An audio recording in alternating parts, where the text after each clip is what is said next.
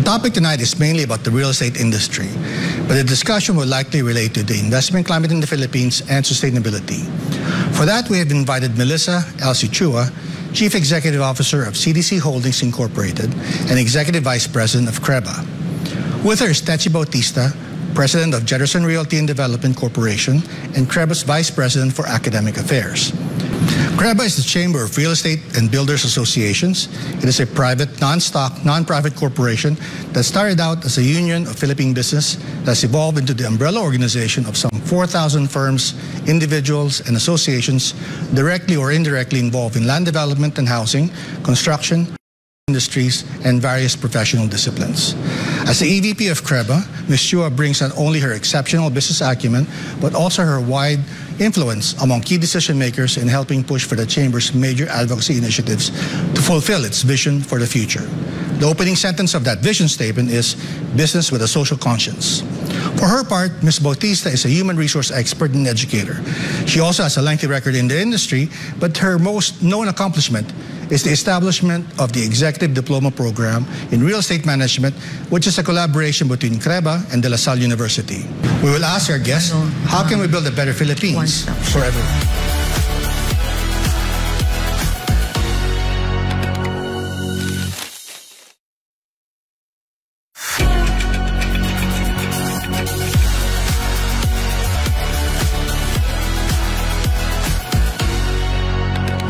Ms. Elsie, Ms. Techi, thank you for making time for business and politics. I know this is a busy time for CREBA.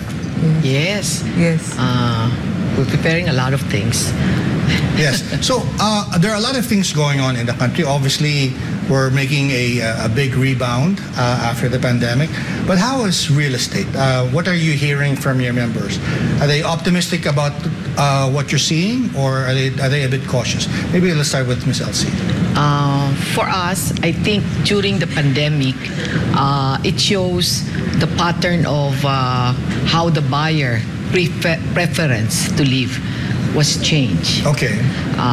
Now they're looking for more wellness, more space, breathing space, and more greening. And what about you, Ms. Techi? What are you hearing from your fellow CREBA members? We're definitely excited about developments in real estate and housing. No? First and foremost, of course, is the 4P program of President Bongbong. Okay. Talking about 6 million production. That's houses, really huge. No?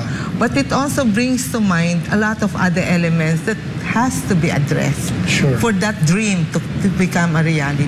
Sure. What is the climate now as you see it? Is it conducive to your industry?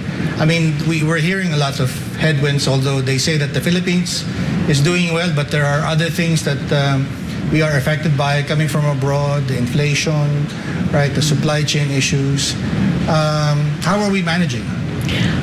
For us, the challenge for the developers is the rising cost of materials. Sure. So we cannot peg as in before, but the people's choice of housing, the demand become more of end-user market. End-user. Yes, and more of housing. Okay. Not more on investment portfolio. I see. Yeah, I've been hearing some people say that, it depends on the segment. Yes. Is that true? Yes. Because they tell me that, for the higher segment of the market, it's always been steady. Pandemic, no pandemic, there's always a demand for it. As you said, the investment part, I guess, which is between the 2 million to 5 million, does it include condos, or does it include also single detached homes? These are the ones that are facing a bit of a challenge. What has been corrected is the flipping investment. Okay. It's not the industry or level. Okay.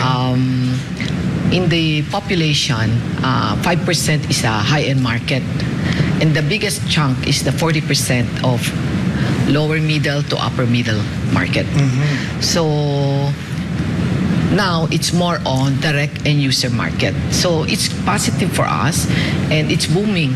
You'll be surprised when we were locked down, we're selling more. Really? Wow. Yes, we sell more. So, and people have more savings during the lockdown. Okay. But they become so selective that they become more, how you call that, choosy in selecting the sites. but they prefer to have more breathing space, more landscape, more wellness conscious, as I said earlier. And this time after the pandemic, our housing has multiplied. For my case in City C is double the target that we have, or at least 50% of our sales of previous years. CDC's market is mainly middle income. Is that correct? Yes, yes. But the industry, your locations are within central business or very close to CBDs. Our position always is to buy properties on the fringes. Okay. So that fringes of CBD, so that it's close proximity to work, to school, and for accessibility. And that's good also for the environment, right? You don't drive to work. Yes, because we have to balance the pricing. As I told you, if your market's a mid-income, there is only an amount of money that they can afford. Sure. So if you buy property in the CBD, we cannot balance the price. So, and we always use Pag-ibig program for our financing in our project at CDC. Right. We were talking earlier, you were saying, the Pag-ibig Fund is one of the achievements of CREBA. You want to expound on that a bit? Oh, no. I'm talking about the advocacies of CREBA. Right. We're a 50-year-old organization. We are an umbrella organization covering all facets of real estate and housing. Now, advocacy level kami. So, we go beyond the business concerns of our individual members and focus on the advocacy that will make the industry efficient and responsive to the situations. So, yung isa sa mga pinaglaban din namin is the Unified Home Lending Program. Lahat ng pera for the housing nakalagay lang sa isang hindi kalat-kalat, no? So that it can have the same rules, the same procedures and everything, magiging mas efficient. Walang natatapon. So that's why very particular kami and happy and that Pag-ibig is able to really comply with its role in providing funds. And not many people know that that's part of your advocacy. Yes, we have fought for it long and hard. Tell me about Jetterson. I mean, I'm not so familiar with it. Oh, yeah. Well, I started off, the reason why I'm very familiar with production and housing is because I started off as an accredited contractor of Manny Villar. No? Nung time na nag-umpisa pa lang si Manny, kami yon, yung mga bundok na napupuno ng bahay. Ang Jetterson was one of them. And through the years, we have evolved. Right now, we're focusing on warehousing. Simple na lang. So, mahirap yung mass production. So, yun ang ginagawa namin ngayon. But being in charge of the academic program of CREBA requires me to be on top of what's going on. I have to be well informed and updated.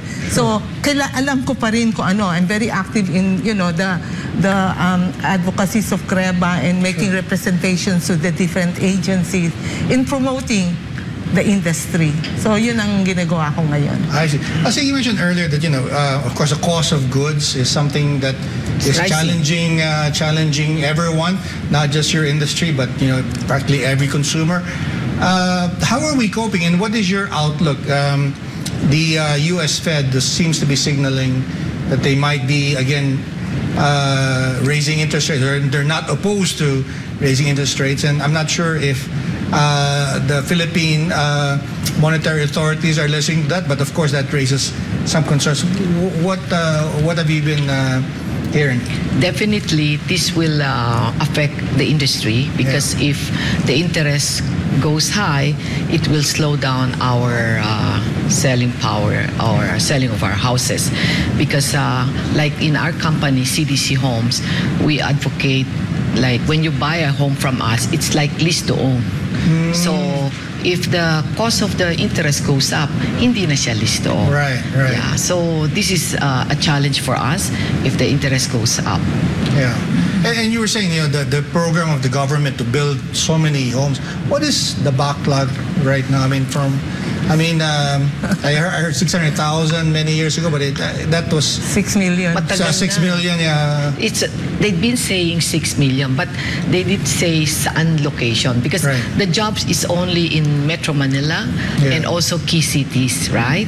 So people would love to move where there is the job. Sure. Ang problem right the rental is rising as well, other than the cost of food. Outright buying a Yes. home, So yeah. instead of paying rent, when you're diligently doing your monthly amortization, it's like you're paying your rental. So hoping itong inflation will stabilize by 2026. So meantime, there's a lot of projects on hold.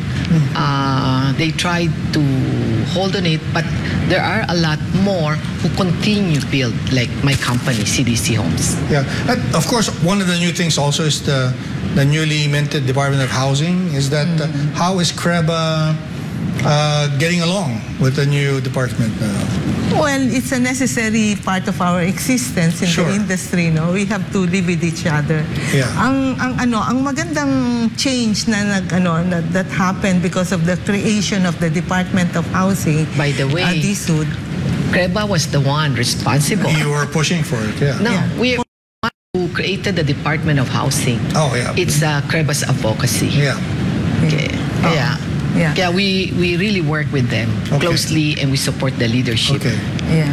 And maganda kasi ngayon, isang lugar na lang ang kausap namin. Yeah. Ang rule nila isa na lang, no? Kasi dati One-stop kanya-kanya. shop, The concept of one-stop shop and making the business easier and more efficient. Maganda naman. But then again, bata pa yung DSUD, no? Yeah. So marami pa rin silang dapat ayusin at malaman, mapag-aralan to make it more efficient and for the industry. But magandang development na. As mentioned by Elsie, CREBA was at the forefront in trying to craft the law on DSUD, no? Yeah. Nire-recognize siya nung chairman ng housing na sa Congress na Albi Benitez, you know, he would now always Mayor of Bacolod, now the mayor of Bacolod, Yeah. he would always credit CREBA for being at the forefront of that law. In the case of the Senate, it was J.D. Ejercito. At sinasabi niya talaga, ang laki na naging role ng CREBA. So let me put the million-dollar question, which is how do we get rid of the backlog? And I suppose this is pricey as homes, but the segments, but more of the affordable housing. And as you said, a lot of people want to buy homes where there's work, but in places like Manila, for instance, where our office is located, there are hardly any space now for new development. Is that still a possible goal to pursue, you think? I still hope, and we feel at CREBA there's still hope to fulfill and fill up the needs, like 6 million housing. Yeah. So CREBA is with our past chairman Charlie Gurayev has spoken during the launching of our CREBA legacy. CREBA is committing to support President BBM about the 4PH. Yeah, 4PH. We will commit with our group, kasi our group composed of the big top 50 developers in the country. We can support the president by delivering 500,000 units per year. So private sector initiative. Private sector. By way of, siguro, what I can say is there should be a financing to support it. Kasi of course, ang problema if you're not sustainable, yes, ang problema ng mga developer, but how can we collect? Sure. That is the present dilemma. Now we have to take a quick break, but very quickly, what is 4PH? It's pabahay sa pamilyang Filipino. Okay. Pambansang pabahay Pambansa. para sa pamilyang Filipino. 4PH. PBA. And another challenge, I think, if the government can provide land, and that will only be the Solve a lot. solution. Yeah. Solve na lahat.